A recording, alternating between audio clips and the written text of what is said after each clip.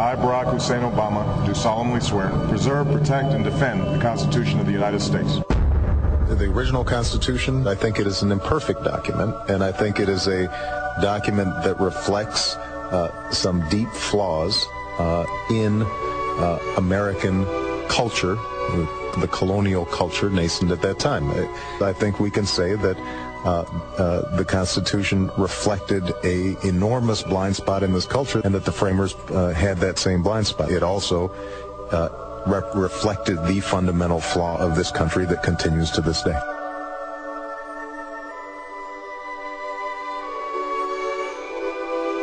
I, Timothy F. Geithner, will support and defend the Constitution of the United States.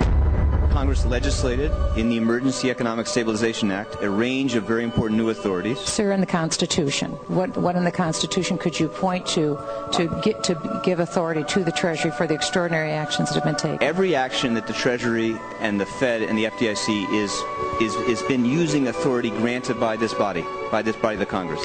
And in the Constitution, what could you point to? Under the laws of the land, of course. Federal Reserve Chair, if you could point to what provision in the Constitution that would give authority to the Federal Reserve. The Congress has the right to authorize funds, which is what they did in the TARP program. The actions we've taken have been solely and entirely for the purpose of protecting the American economy from the effects of financial collapse. The Constitution, as almost every justice will tell you, is in fact a living document. The Constitution moves with us through time and space. It is a living document that we all must adopt to the times within which we live. Do you solemnly swear that you will support and defend the Constitution of the United States? I do.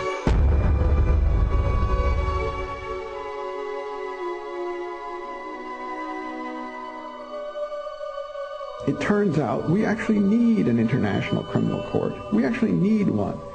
It served the purposes of the Bush administration. I think if they were smart, they would say, let's use the International Criminal Court to support a human rights agenda.